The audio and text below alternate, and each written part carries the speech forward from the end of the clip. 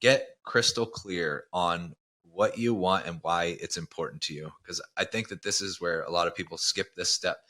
Because when I was chasing numbers, like I thought I wanted to be below 200 pounds, and then I got there and it didn't do anything for me. So I thought it was 190, and then I thought it was 180, and then and it was never going to be enough because it wasn't about the number. Because if we don't understand, like, why does this matter? What is like somebody says, I want to lose 50 pounds. What does that mean to you? What is that going to do for you? Understand like truly why this matters, because that's the thing that's going to carry you.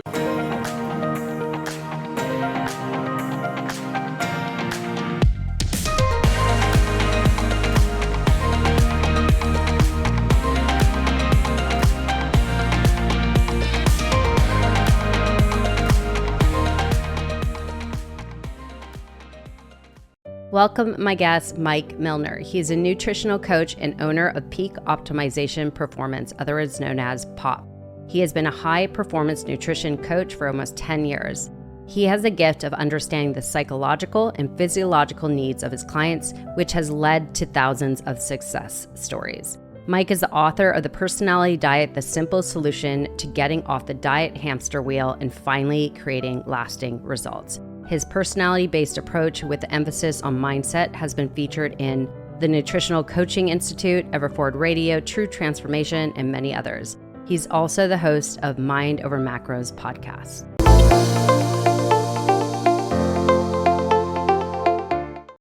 All right, I am welcoming on Mike Millner. Thank you for being on Passion Love Pursuit podcast. As we were talking about before, I love this conversation.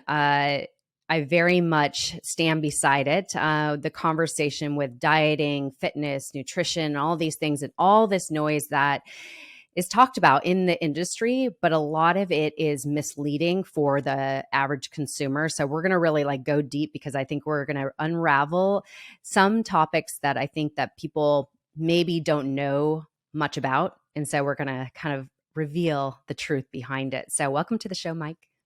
Yeah, thank you. Thank you for having me. I'm excited. Yeah. All right. So, of course, we need to go into your story, because your story is quite powerful. And coming from a man, what you're going to share today, I think this is really going to speak to a lot of women and men listening to the show today. Your story and what led you into the business you do today and your passion behind it. So, can you kind of take us back? I will. Yeah. So it started when I was younger and grew up an athlete, played sports my whole life. And I was exposed at a very young age to diet culture. I always remember my mom being on a diet, counting points, always being concerned with her weight. And then the kind of pivotal moment where I recognized just how deep it went was when my oldest sister almost lost her life to anorexia. At some point in time, every member of my family had issues with body image and dieting and just a poor relationship with food. But almost losing my oldest sister to an eating disorder was like, man, we really have some stuff going on in our family that is harmful. And I considered myself the lucky one because I could eat what I wanted to. I was active. I was playing sports. I was naturally lean.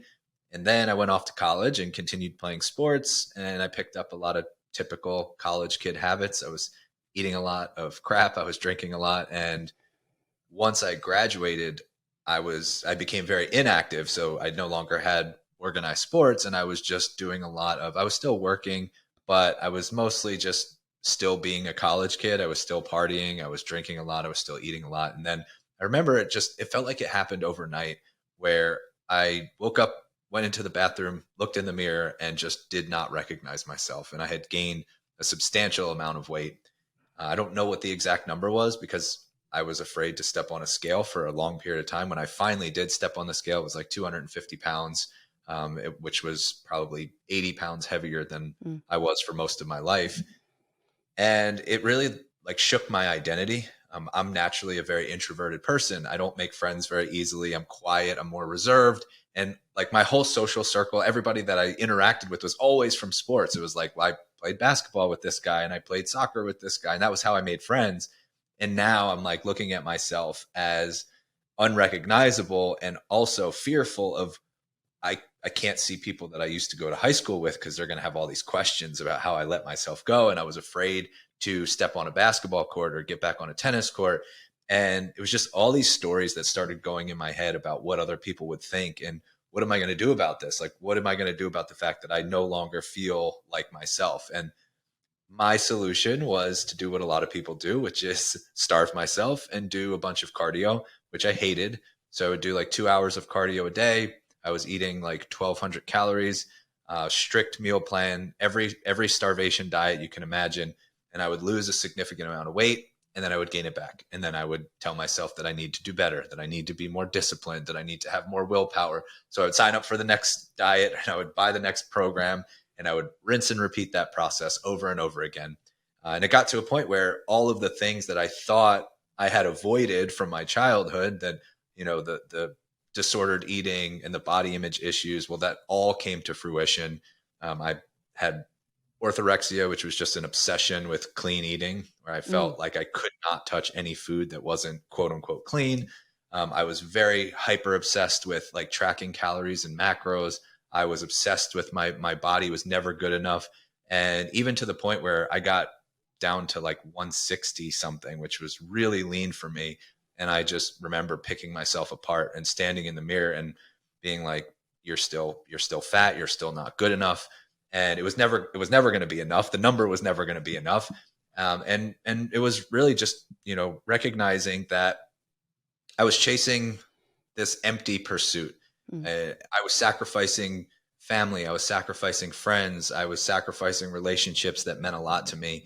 And that was kind of the wake up call when I saw a lot of the things that I enjoy in my life going away, all for this pursuit of kind of an empty goal. That was when I recognized that a lot of this was not the physical work that I was doing. It was the mental work. It was the emotional work. It was my identity. It was my internal belief system. And that kind of led me on the path to changing in a positive way and crawling my way out of that dark space. And through that journey, it just made me really passionate about wanting to pay it forward and help other people avoid a lot of the mistakes that I made. Wow. Okay, so I know a lot of people listening, especially women, are going to relate to this, but I know you work a lot with women, but I imagine a lot of men are coming out and reaching out to you because you have sharing your story vulnerably, that they relate to this story, that the struggle, right? As we were talking about before we press record, the common thing people, New Year's resolutions people set is like losing weight, or how do I get back to, or how do I get my dream body this year, or how do I lose the weight from the holidays? And so it's a constant narrative, especially at the top of the year. And so since we just kicked off the new year, I know a lot of people are focused on that. And, I think it's all about feeling good. So if you don't feel good in your body, yes, you need to do something about it. But what commonly happens, as you were speaking about, which I'm sure a lot of people could or like relate to this, is that you'll start a diet and then you'll lose the weight. But then, number one, it's either too hard to keep that consistency of that diet, or number two, you'll gain it back because you get frustrated. You're like, I want to live life. I hate this restriction, because diets generally are restriction. And there are healthy ways to enter a diet, I believe. So we'll kind of unpack that. But what would you say to that person that, let's say, top of the year, they want to get to that, they want to just feel better in their body, but I want them to hear your perspective on dieting, coming from all the diets. And I know I've done a lot of diets myself. I remember, and I don't know if we're around the same age. I'm going to guess we are. So I remember doing like the cabbage soup diet, obviously the low carb diet, the low fat diet, the calorie restriction, the juice cleanse, like all these super silly things. Like the cabbage soup diet is the most weirdest thing. I don't know. It's just so funny that we do these things and it's temporary, right? That's not sustainable. So let's talk about diets.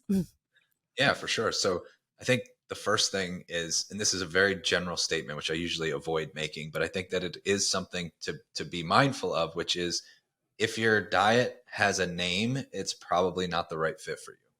And the reason for that is because we're all different. We all have such a high level of individuality in the way that we have, personal preferences and our lifestyles and our family dynamics and our genetic makeup and our activity levels and our metabolic fingerprint and our hormone profile. And we could go on and on and on about how unique we all truly are. And even if you take like identical twins, they have vastly, the only difference that you can find in identical twins is in their gut microbiome. And that still presents a lot of differences in how they'll process food and what foods will sit well with them. So an easy like checkpoint for yourself is if you're jumping into a quote unquote name diet, it's probably not the right fit. Because if you just think about how traditional dieting works, it's like, here is this plan that you're going to follow. But that plan is going to be the same for every single person that follows that diet. And it's just unreasonable to think that there's one way of doing things that would work for the masses. That would be like me telling somebody like, okay, here's the plan to like finding your soulmate. You're only allowed to date somebody who's like a blonde, and you can only date people who are 6 feet or taller, and you can only date, and like that was the standard across the board. It wouldn't make sense because we're all so different. So that's the first thing with dieting. Like if we always think of it as something we're on or off. And I think that is really like the mental shift that has to happen is it's not something you're on or off. It's a lifestyle pursuit. It's a lifestyle change. We're trying to change behaviors to just gradually make better food choices overall that make you feel, you said, coming from a place of feeling better. If we look at that as like the metric of success, is this making me feel better? Mm-hmm. Then it becomes very easy to say that 1,200 calorie meal plan that I'm like trying to starve myself through doesn't make me feel very good. I'm hungry all the time. I'm cranky. My stress is through the roof. I'm not sleeping well. I may have lost my cycle if I'm a woman. Like these are red flags that you don't feel well, and that's not going to be sustainable long term. So it's great to want to make that change. It's great to look at and say, you know what, this is the year. I'm going to make this resolution. I'm going to be healthier. I'm going to get my dream body. There's nothing wrong with setting that goal, but then we have to understand like how that process actually happens. It's not through following a plan. It's through changing your behaviors. It's through having a lifestyle approach. It's even going as far as saying like changing your identity and your beliefs about yourself. Because if you're coming at it from a position of I'm not good enough, I'm not worthy, I'm not lovable, and you have those internal beliefs, your brain is always going to seek confirmation for that identity. So even if you start to make these changes, your brain's going to pull you back to those internal beliefs of I'm not enough. So we have to get to the root of like, where is that even coming from? And is there any evidence that supports that feeling and that belief? And how can we rewrite that narrative to something that's more empowering and more supportive to your overall goals? So then you become the person that is, you know, in your own mind, that is worthy, that is lovable, that is enough. And you will start seeking confirmation in that direction as you're making these behavior changes and lifestyle changes that can support you forever. So I think that the whole notion of dieting, we have to get out of the mindset of I need to find the diet plan and more so create the diet that works best for each individual. Agree, agree, agree. 100%. I think it's so important to find something that's sustainable and that becomes a lifestyle for you. I know, speaking for myself, and I'm sure you feel this way too, when you eat something that makes you feel good, it makes you feel energized. It makes you feel lighter. It makes you just feel like you're nourishing your body. And when you, let's say, indulge in that cake because you're like, oh, I feel I should allow myself to enjoy life and have that cake, and there's people that really lean on that. But the mindset around that too is you're allowing yourself to eat something that you know that you're going to feel guilty of later. And I think that's what commonly comes with these behaviors, especially if you're in the pursuit of trying to get, if you want to say your ideal weight, whatever that means to you, or feel better. When you allow these certain behaviors, it's almost like your identity is that, oh, I feel like I should be able to enjoy life. And so I'm going to allow myself to do this, but that's not in alignment with living your healthiest life and feeling good, possibly.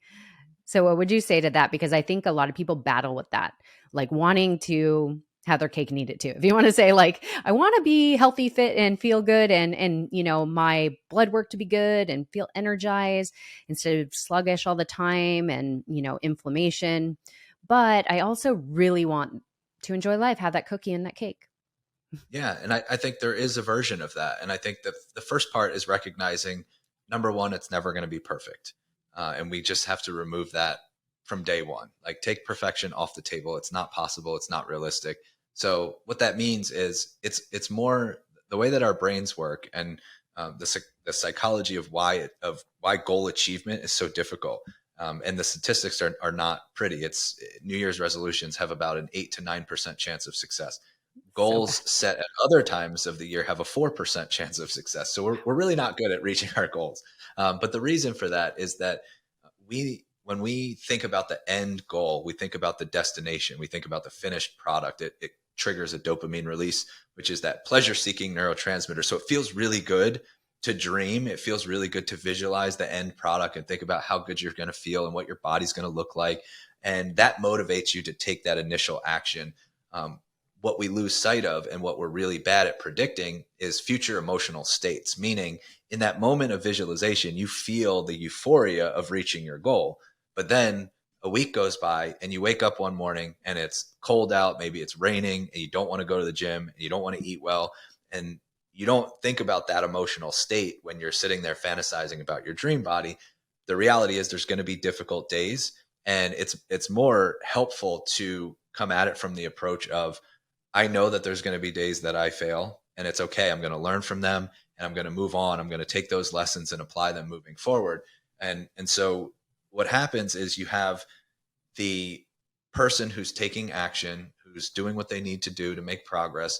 And then they have, the cake or the cookie. There's two different scenarios. There's somebody who eats the cake and they're like, I'm just going to sit here and mindfully enjoy this. And maybe it's a birthday party and I'm going to be with my family. And this is more about the people that I'm with and the experience than it is the cake, but it's tradition and I want to enjoy some cake and I'm just going to enjoy it. I'm going to move on. Then there's the person that consumes the cake and then says, oh my God, I shouldn't have eaten that. I'm so bad. I can't believe I cheated on my diet. Now I feel guilty. Now I feel shame. And they don't have the processing tools to deal with those negative emotions. So the number one emotion that people report when they overindulge or when they eat something they didn't want to eat, like whether it was mindlessly or just because they felt social pressure, they report feeling guilt and shame. And typically when people feel guilt and shame, what that does is it sends them to their standard coping mechanism of dealing with negative emotions. And if they haven't done any work on how to process those emotions, usually it's alcohol or it's food, more food, or it's some kind of self-sabotage. Like, I feel bad, I did this thing, and now I'm going to punish myself because I feel guilty. Or they'll try to tighten the grip even harder. Like, next time I'm going to like power my way through this. And they've never actually dealt with the fact that they need to learn how to accept those emotions, how to get curious about why they're having those emotions, and then recognizing that emotions are fleeting. So you can just ride the wave, let the emotion pass, and then recognize that your thoughts and feelings don't have to dictate your behaviors. So you don't have to go into that negative feedback loop, into that cycle of self-deprecation. You can exit that cycle and say, I know that I felt this way and I understand why I felt this way, but here's what I'm going to do about it, because my feelings and my thoughts do not have to dictate my actions and behaviors. Yeah, that's so useful. I'm sure a lot of people could pull that into their life and reflect on that. So your podcast is called Mindset Over Macros. And so I know you talked about in your story that you limited your calories to 1200, which is super duper low for a man, but that has been a narrative I know back in the day, like woman, like 1200 calories. Calorie restriction is a big deal, and I think a lot of people lean on that because they know that you have to be in a calorie deficit to lose weight, which is true. But some people take it to the extreme because they think, okay, I'll reduce calories more, I'll lose weight, and they'll start to see that happen. But then there is this point where you will become stagnant and you won't lose weight more. And you'll wonder why, like, what do I do now? Do I restrict more calories? And so if we could talk about the harmful effects of that, because I want people to understand, like, this is not the way you go. Like, this whole calorie deficit, it's not the approach. It's really harmful. Yeah, I think that that's one of the things that I wish the narrative would change, because you're right. It is technically true that you need to be in a calorie deficit to lose weight, but there's a difference between being right and being helpful. And I think that the narrative around a calorie deficit is not super helpful. And the reason is because exactly what you're saying, which there comes a point where your body adapts and responds. Like your metabolism, your body, number one goal is survival. Like, doesn't care that you want abs. It doesn't care that, you want to build your booty or whatever your goals are. It just cares about survival first and foremost. So if you are eating less and you're in a calorie deficit. At some point in time, for some people, this happens very quickly. For others, it can happen over a longer period of time. But at a certain point in time, your body registers that like, hey, there's not enough energy coming in. And as we evolve, the only reason that there would be an extended period of no energy coming in or no calories coming in would be famine. So your body kind of goes into this like famine protection mode, which is down regulating your metabolism, slowing down your metabolic rate. Then we also see some hormonal dysfunction. And it's not, I don't even like using the word dysfunction. It's just an adaptive response to the signal that you're sending, which is we're not getting enough energy coming in. So if there is a famine present, it doesn't make sense to have a roaring fast metabolism because you would starve to death quicker. Right. And it Yeah. also doesn't make sense to expend a lot of energy on other processes of the body. For example, your immune system takes a lot of energy to run. And so if you need to preserve energy because you're not eating enough, well, we're going to suppress the immune system because survival is the number one goal. So we're going to take energy away from expensive processes in the body, like your immune system, like your sex hormones. Like if you're a female, you would probably lose your cycle very quickly because these are all things that use calories, and your body is in calorie preservation mode because you're not eating enough. So that's typically when a plateau happens. People get frustrated. They're like, I can't believe I'm eating this little and I'm not losing weight. And then there's like some coach on Instagram who's like, you have to be in a calorie deficit. If you're not losing weight, you're not in a deficit. And they're like, well, I guess I have to eat even less now. And that it just creates this perpetual cycle of harming your metabolism, putting your body under too much stress. And if you're constantly stressing your system like that, your body will inevitably win. It will fight back. It will preserve energy. You'll notice hormonal implications. You'll notice gut health implications, and it's not a good place to be. So the bottom line is it's much more advantageous to know how much fuel you need to actually thrive instead of thinking, how little do I need to eat to lose weight? Yeah. Yep. It's so important. And you touched on a little bit the importance of how it affects our hormones. And a lot of people don't know that hormones is very much related to how our body will possibly lose weight or maintain weight or, hold on inflammation and whatnot. So the low calories will affect as well your hormones, which in turn kind of like they work in synergy, right? Am I correct? Yep, Yes. 100%. So Yeah. yeah, And if I you're know, not sorry, taking care go of your ahead. hormone profile, no, you're good. I just wanted to, it's a great point because, a lot of times we try to like separate the two things, and it's like, is it calories or is it hormones? And they're completely connected. Because if you are restricting your calories, you are doing some damage to your hormones, and you will notice that your sex hormones tank, that your thyroid function isn't what it should be. That directly influences your metabolic rate and your ability to burn more calories at rest. So it creates kind of this uphill battle. And if we take care of internal health first, I find that the body composition changes happen as a byproduct of that, instead of that being like the only thing that we focus on. Yeah. And I've heard on another podcast, you actually affected through all the dieting you experienced or did when you were younger, it affected your thyroid. And because of that, you still, I don't know if this is still present and true, but do you still take medication to regulate your thyroid? I do. Yep. I put myself into hypothyroidism Wow. because of how little I was eating for a long period of time. And that's when I say, like, your body will fight back. And it's tried because I deprived it for so long. My thyroid downregulated and effectively created a situation where my metabolism was a lot slower than it should have been for somebody my size. For somebody my size, I should have been burning a lot more calories at rest. But my basal metabolic rate tanked because I tanked my thyroid because I was so restrictive for so long. And a lot of people will just, the writings on the wall, there's red flags all over the place, but they just keep ignoring them until they get so used to not feeling well. And that was how I felt. Like, I thought it was normal to have no energy and to need like 6 cups of coffee to get through the day. And I thought it was normal to not be sleeping well. And I thought it was normal to have brain fog and all these things, until I just kept powering through. And then I was like, I actually don't feel that bad, until I felt better. And then I was like, wow, I can't believe I lived so much of my life in this cloud. And it's just it's a wake up call when you actually feel better. Exactly. When you know what it feels like to feel better, like to feel energized, to feel like good in your body. It's so true. Once you're on that other side, you're like, wow, I can't believe I settled for that, you know? And so I thank you for sharing that, because I think it's really important for people to know that there is possibly long-term damage you could have with these diets.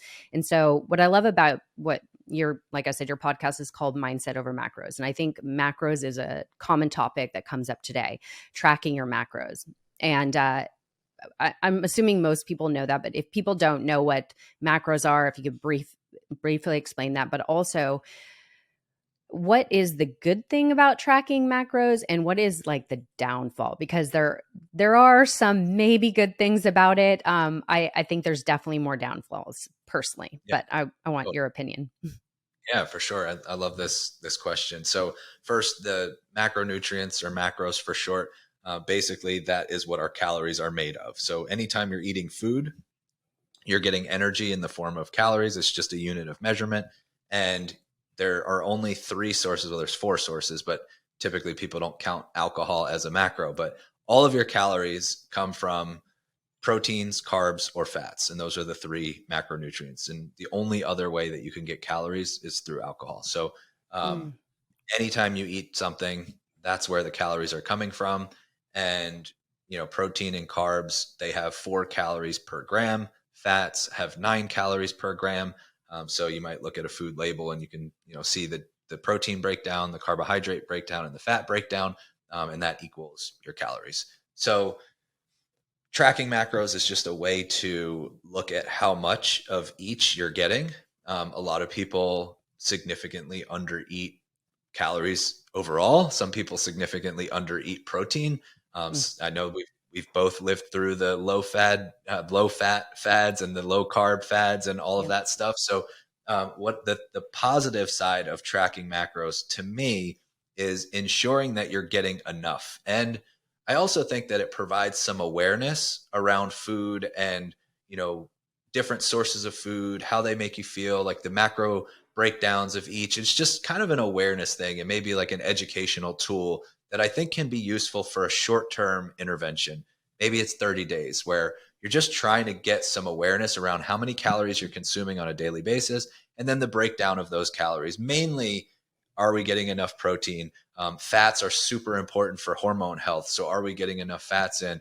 Carbs are important for thyroid function and for managing stress and for increasing serotonin. So to me, I think a lot of people use macros as a way to restrict calories because Mhm. they're trying to control intake on the lower end. I look at it as a tool to make sure we're fueling enough and making sure we're getting enough of the important macronutrients, the minimums that we need to function and thrive when it comes to hormone production and thyroid production and muscle mass.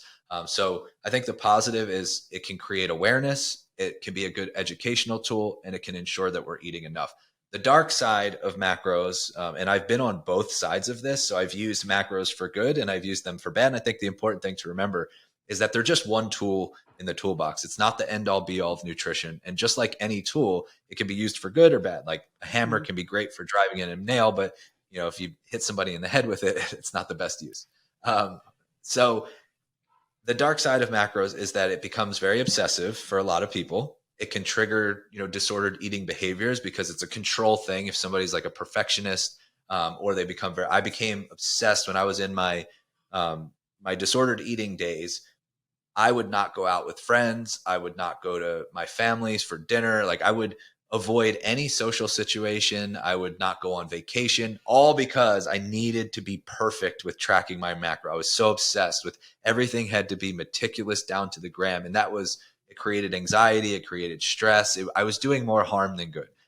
So that I think is really the dark side. I think too many people latch on to macros as like, this is the gold standard, and then they become too obsessed. It stresses them out. It becomes too meticulous and tedious, and they don't really know how to live their life outside of their numbers. Like they don't recognize like life is more than being a walking calculator, that you actually should be present with the people that you're eating with and be engaged in conversation and all the things that make life worth living. I think sometimes macros can be a conduit to not paying attention to the important things in life. And it can sometimes become more of an obsession than anything else.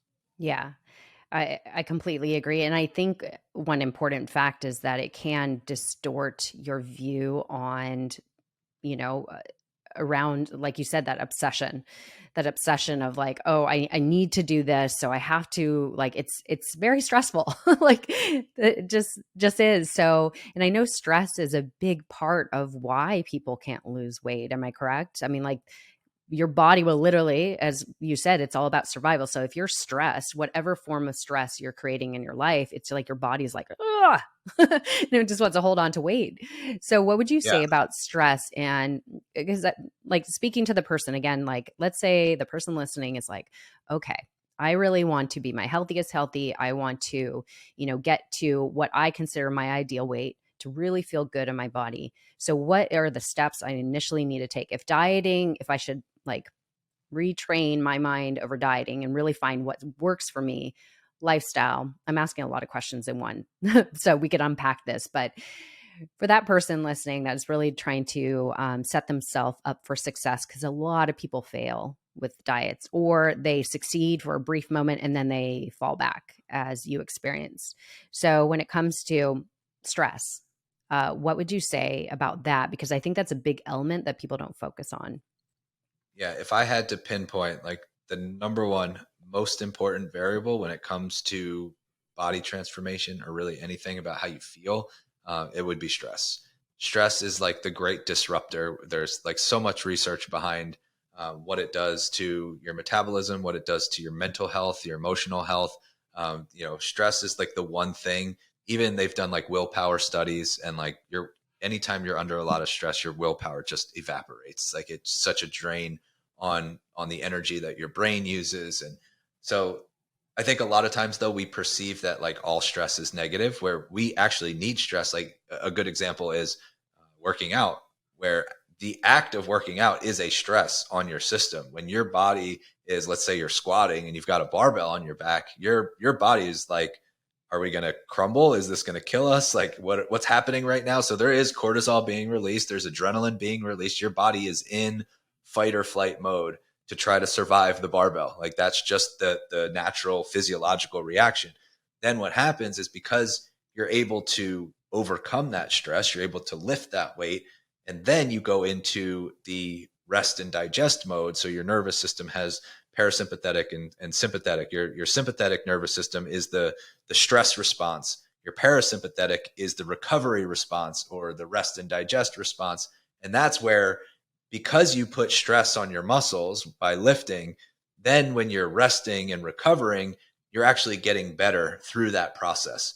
But if you're never recovering properly, if you're never getting enough sleep or going through that, that stress relief process, then you're never getting better at anything that we improve upon when it comes to learning new skills, or you want to learn a language, or you want to pass a test. You always get better when you're sleeping or resting and recovering. So you put yourself through the stress of having to study, having to practice, having to lift weights, having to exercise, and then we recover from stress, and that's how we get better. The issue is when the stress goes from acute, like a one-time stress, like lifting weights, to a chronic stress of, let's say you just hate your job, or you're in a toxic relationship, and every single day there's this low level chronic stress that keeps showing up. And that's really like the great disruptor of progress, is when there is that consistent and persistent stress that is not being dealt with. It's not being managed. You have no form of stress relief. And it's an easy way to think about it is like, every dose of stress should be met with an equal dose of recovery. And it's never going to be one-to-one. But if we just kind of keep that in mind, then we can start to understand how to actually give our body what it needs. So, that's also why it's important to remind everyone that dieting is a stress. Exercise is a stress. Not sleeping well is a stress. Then you also have the stress of like sitting in traffic, or fighting with your spouse, or dealing with your kids, or, a job that you don't like. And it starts to add up pretty quickly if we're not taking care of ourselves, if we're not giving ourselves time to unwind, if we don't have any methods for processing our emotions and have like productive outlets like walking or, reading or journaling or meditation, it's really difficult to change in any productive way if there is this abundance of stress present. Yeah. So I think it's really people checking in with themselves, like what could help me relieve stress? Like you said, walking, meditating, creating something that will get you to a state of peacefulness. So I think that's going within and really checking in, like what would work for me, because everybody's tool is different, if you want to say. So speaking of that, a little bit moving into cardio, because I want to make sure to touch on this a little bit. So a lot of people, again, when they start a new diet or plan, it always involves diet and cardio, or diet and exercise, right? But a lot of people go to cardio. And I think a lot of people focus on fat loss opposed to muscle gain. And so for myself, again, like I've been working out since I was probably 16, and I've always had a pretty healthy mindset, but I've also struggled in diets and trying to really just be my thinnest, if you want to say, or where I felt good. And for the longest time, I was obsessed with cardio as well, because I was trained that cardio is the way to keep off weight, right? And I'm sure, again, when you were younger, you felt the same way. So when I actually switched into doing, at the time I was doing Pilates, which is mostly training your muscles. It's not a cardio exercise. Actually, you go stupidly slow, but there's a reason for that. And I actually got thinner and leaner and more energized by just doing Pilates 3 days a week than training 5, 6 days a week doing cardio and additionally weight training. So when it comes to cardio, I just had Dr. Gabrielle Lyon on my show, which I'm sure you know of her. She talks a lot about protein. She talks about the importance of building your skeletal muscle. And people really, really neglect the importance of this uh, when it comes to weight loss, or fat loss, because actually when you train your muscles, you actually naturally lose fat. So what is your opinion on this? Because I think this is so important when people like kind of retraining people's mind around this idea, cardio for fat loss. Yeah, and I think it helps to understand like what's happening to your metabolism when you're doing each form. And I think it's also important to mention that they both have their place. And for somebody, because I talk about this a lot. And anytime I say like strength training is superior to cardio for fat loss in particular, I'll get a bunch of people are like, but I love running and I love doing cardio. And I'm like, great. I'm not saying that it's not good for you. If you love running, then run. If you enjoy doing your cardio, then great. Because there is a cardiovascular benefit. There's heart health benefits. There can be mental benefits to it. But when we're talking about for body composition or for fat loss, when you do cardio, your body gets more efficient with calories. So what happens is, let's say I just decided to go out and run a mile. I don't run very often, so I wouldn't be very good at it, and I would probably burn a lot of calories doing it because it's not something that I'm repetitively doing. But over time, if I run a mile every single day, I'm going to burn less and less and less and fewer and fewer and fewer calories each time I run that mile because Mm. my brain is becoming more efficient at communicating to my muscles and how they need to move to get through that run. And so let's just throw out hypothetical numbers. Let's say I burned 100 calories running a mile. Then after several months, I only burn like 40 calories running that same mile. The other dip, because I've gotten more efficient. With strength training, it's kind of the opposite, where because you are sending the signal to your body that we need this muscle, we're using this muscle, and we're trying to strengthen this muscle, because if you're lifting heavy enough and you are actually building muscle, that is a very energy costly process, and meaning you're more inefficient with calories, which is a good thing because you're burning more calories to maintain muscle mass. So if you don't use your muscle, if you're not lifting weights, if you're not using your muscle, if you're only doing cardio, then your body's like, okay, well, we're not using this expensive tissue, so we might as well get rid of it. That way we can use this energy for all the cardio that we're doing. Yeah. So your body composition actually gets worse. And that's where sometimes people will have that like softer look or skinny Skinny fat, fat. some people call it. Yeah. So, and that's because you're sending the signal that the muscle is not necessary. Wow. Now, when you are constantly strength training, that is directly supporting, or consistently strength training, I should say, that is directly supporting your metabolism. because you are sending the signal that this muscle is needed. And then the more muscle you have on your body, the more calories you burn at rest. Whereas cardio, you do the cardio, you finish the cardio, that calorie burn is it. Like you're not burning afterwards. Of course, there's the calories you need to burn to stay alive, but there's no afterburn Mm-hmm. effect. Whereas when you break down muscles through lifting, your body goes into repair mode, and that keeps the calorie burn happening to repair the muscle damage that you did through that session. So hopefully that makes sense in explaining why, when it comes to fat loss in particular, strength training is the superior option. 100%. And I think it's so important for people to hear that maybe thought differently, because I remember that is exactly what they would say, the afterburn after Pilates, because you are literally using really heavy weight in the form of Pilates I was doing, which is the Legree method, really heavy weight, very slow pace. You shake through the exercise. And then that afterburn is that you're upping your metabolism by just rest and recovery. It's really fascinating. So yes, fat loss happens more rapidly. And I think that's really important for people to hear. So the other thing I wanted to ask you, if you were to say like there is one cardio that is really beneficial that actually could help support you in all areas of your life, I'm curious, what would be that one piece of cardio? Because I think I've found the answer to that, if you want to say. So I'm curious what you would say. Well, if I'm allowed to count walking as cardio, then 1000% my answer That's is what I was walking. gonna say. Yeah, that's I recently just so I went to Europe not that long ago, and I was like I walked everywhere. I walked probably 25 or more miles a day.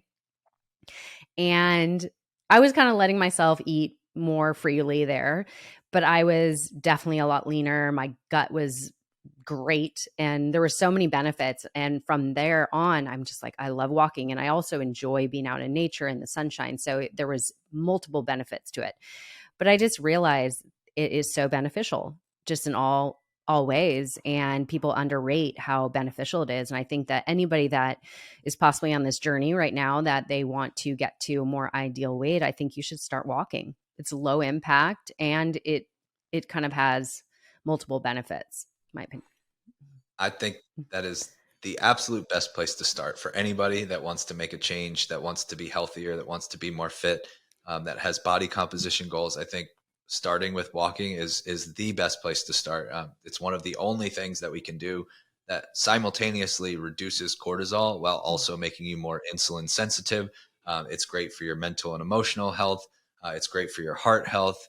It's great for your, just daily calorie burn. Like it has an unlimited amount of benefits. And to your point, it doesn't come with a recovery tax. Like it aids in recovery, whereas most training modalities come with a recovery tax where because you are stressing your system, you have to be able to recover from that, where walking actually increases your ability to recover. It increases blood flow. And again, like cognitive benefits, it has so many health benefits. And it's one of those things that hopefully most people can walk and have some ability to do that.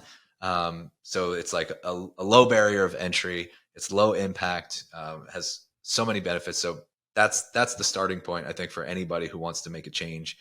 Start with walking more. Awesome. Thank you. Yeah. Okay. So I want to make sure to touch on, because I could go a lot of different ways, but I want to make sure we touch on, you have something called the personality diet. And I know we're talking about like kind of not following per se diets, but what is the personality diet?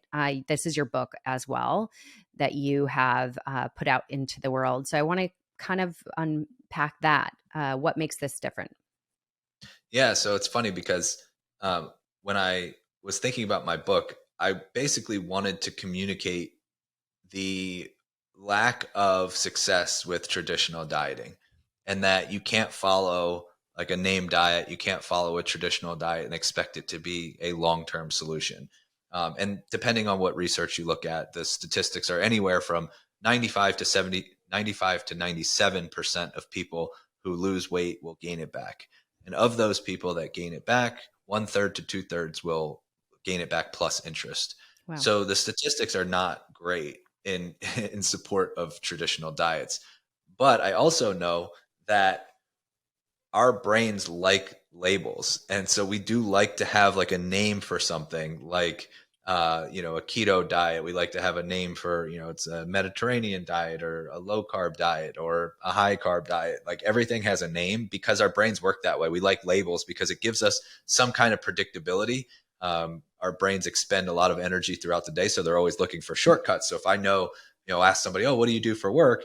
And they say, I'm an attorney. We immediately make all of these assumptions and shortcuts about what that means to be an attorney. So we like labels because they help us with mental processing. Mm. And so I was like, how can I name this in a way that still suggests that it's based off of you as an individual, but it provides a wrapper that kind of is catchy and helps people to actually pick up the book and read through it. So the personality diet is effectively my way of saying the best diet for you is unique to you, and it's about your behaviors, it's about your lifestyle, it's about your personality, it's about your metabolism, it's about your hormone profile, and Mm. how do we actually learn that? And it actually goes a lot deeper into the psychology of kind of changing your thoughts and your identity and kind of like the mental roadblocks that a lot of us face. So, not a lot of the book talks about the physical act of losing weight. Most of it is the mental and psychological act of how do you achieve your goals? How do you get out of your own way? How do you stop self sabotaging yourself and find what works best for you? And that's really key. I think that, and you've obviously discovered this along your journey, is really finding what works for you. But that doesn't mean, oh, you get to eat unhealthy and junk food all the time because you feel good doing that. That doesn't make logical sense. So I do think I've always, like, for the longest time, I've said, like, this is the way I eat, the way I work out, like what I do, or staying fit, it's a part of me. It's my lifestyle. This is my standard I have for myself. And I think it's really important for people to get to, like, what is the standard I hold myself to? And it can be obsessive too. And that's where you really have to, like, obviously go into, like, what's this identity you're tied to? Because some people have that identity, like, I need to be super thin, always a flat stomach, and all these things. And that's an unhealthy way of thinking of things. So I think it's amazing. And you also, I know we just talked about this, that you are launching an app and it's coming out. By the time this episode comes out, it's actually available. So can you share the app? Because I think this is going to be very useful for people that are on this journey this year and really to create massive change that they desire. Yeah, I appreciate it. So the app will be named after my company, which is called Peak Optimization Performance, or POP for short, POP. I named my business after my grandfather. I called him Pop Up. He passed away right Oh, before I started my business, and he was a huge influence on my life. So that's kind of how his legacy lives on through me. And the app is really just a way for us to kind of streamline everything we do with clients, from our coaching programs to our training. So it's going to be the features, I can't, I've been playing around in like the back end, and I'm not the most tech savvy. There's so much that we can do in there. It's crazy. It's a little overwhelming, but for the client, it's going to be really simple to be able to get a nutrition plan, to have somebody checking in and making sure that you're progressing, looking at, how to make adjustments that make sense for you. And also have programs in there for training that you can follow along and do from anywhere and log your workouts. It'll have a lot of mindset stuff and some of the behavioral psychology stuff that we integrate. So I'm just excited because it's kind of pulling everything that we have, which is all over the place, and putting it into one central hub that will be a streamlined process. super awesome. Of course, I'll plug that in the show notes. And so if you were to, like, close off, if you were to say, for the person that again wants to have their dream body and feel just darn good in their body, what would be like three initial steps you think they should start with? Because I know, again, it can get very complex when you talk about nutrition, diet, exercise, and like all these things, right? But let's, like, simplify it. Like, where should somebody really start? Because identity is very important. And of course, the mindset, as you always talk about. Yeah, yeah. So it's funny. So I think I'll talk about like the prep work before the three simple steps. There you go. Okay. The prep work first is get crystal clear on what you want and why it's important to you. Because I think that this is where a lot of people skip this step. Because when I was chasing numbers, like, I thought I wanted to be below 200 pounds, and then I got there and it didn't do anything for me. So I thought it was 190, and then I thought it was 180, and then and it was never going to be enough because it wasn't about the number. And I'll give you a quick example. We had a client who, was talking about how badly she wanted to lose weight, and she was on this diet that would require her to drink her dinner. Like she couldn't eat Hmm. dinner with her family. And I was like, how important is your family to you? She's like, my family is everything to me. I'm like, how important is dinner time to your family? She's like, that's the time that we all get together. Like my husband works, I work, the kids are at school. Like we get together at dinner time. Like, how does it make you feel that you're not eating with them and that you're like the one drinking the shake? She's like, well, they make comments about it all the time. Like, why can't mom eat what we eat? And I was like, and how does that make you feel? She's like, it makes me feel like an outcast in my own family. So I'm like, so here, the most important thing in your life that you're saying that like you want more than anything is to connect with your family, to spend time with your family. And now you feel like an outcast in the moment that you should be feeling together, you feel like you're separate from them. She's like, yeah. So I'm like, do you really think that this diet is right for you? She's like, absolutely. Because if we don't understand, like, why does this matter? What is the, like somebody says, I want to lose 50 pounds. What does that mean to you? What is that going to do for you?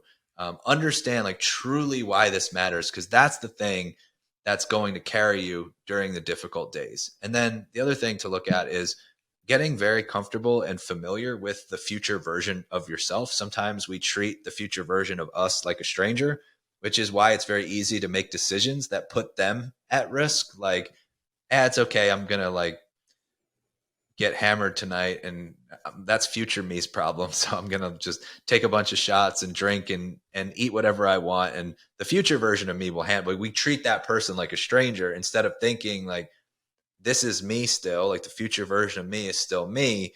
I want to get really familiar with that person. A really cool exercise is to actually like write a letter to the future version of you and from the future version of you and get like really connected to that person, because then when you're in that like friction moment where you have to make a decision to stay on track, to stay consistent with your goals, you're going to think about that person because now you're close with them. It's no longer a stranger. It's you. It's somebody that you care about deeply. So that's another part of the prep work is like really get crystal clear on who you want to become and make a connection between you and the future version of you. And then simplify. So if we're doing 3 simple steps, start with, and I guess the one thing I'll say is this is a lifelong pursuit. So let's just recognize that this isn't about staying on a plan. This isn't about being perfect. This is about gradually making changes over time. And there's no rush. There's no finish line. There's no like, you don't have to sprint through this. Just take your time and go through this process. The first thing is start walking more, move your body more frequently than you do right now. It doesn't have to be intense. It doesn't have to be anything crazy. Just walk more. Find ways that you like to move your body. If walking's not your thing, find other ways that you like moving your body and just keep it simple and gradually make that a part of your identity. You are somebody that moves their body on a daily basis. The second thing is just eat more whole foods than processed foods and try to just gradually over time make better quality food choices. And I know like most people know what that means. I don't think that we Yeah. really have to go into detail there, but if something is in its like natural state, like fruits and vegetables and lean proteins, where there's not a bunch of filler, there's not a bunch of additional ingredients, there's not a bunch of chemicals, just natural, whole quality foods. Um, make more choices in that direction than the process direction. And again, this can be gradual over time. It doesn't have to happen overnight. It can be something where you're just trying to make that shift slowly but surely. And then if I had to add a third, there's a number of different directions I could go with this, but I will say that from a like best bang for your buck, stress, like having a quality way that you personally manage stress. So find the thing that helps you unwind. Find the thing that is your stress relief, that your go-to whenever you need that time to decompress. It could be journaling, it could be meditation, it could be walking, it could be reading, it could be listening to podcasts, whatever it is. Like find your thing and really prioritize. If you do that and start looking at it as building a foundation and building an identity and building a life, there's no other option but to be successful. So good. So good. The three things you said, honestly, will change people's lives. Just those three things. Like you said, it's like, and a lot of people think like, oh, I need to lose, 25 pounds this year, 50 pounds this year. And they set that goal. And so often, like you said, like the percent of people reaching their goals is so stinking low because like we set this bar, but yet we don't really develop the lifestyle to create a consistent habit and discipline to achieve that, especially if you've never done it before. So all the things you're saying is like gradually over time, you have to create, like, this is your new identity you're really creating. This is a new lifestyle you're building. And so that's where it's sustainable, consistent, and you're able to keep with it, and you'll actually enjoy life in the process. So super, super valuable. I think like everything you share in this episode, I think is so important for people to hear. And we unpacked a lot through it, but I know there's so much more to learn. So everybody, I want you to go follow Mike Millner. Where could they best find you? And of course, your podcast and all the things. Yeah, I appreciate it. So the best place to connect with me is probably on Instagram. It's at coach_Mike_Millner. And my podcast is Mind Over Macros, which is on any podcast platform. And those are the two best places to connect. Awesome. And he drops so much goodness on his Insta. So please go check that out. Like, so much value. And I'll just ask the last closing question I ask all my guests. So, all right. Sometimes I'm like, oh, you probably already said it, but sometimes people take it a totally different way. So if you were to share a piece of wisdom that you've learned along in your life journey, a life lesson that you just feel everybody needs to hear right now, what would that piece of wisdom be?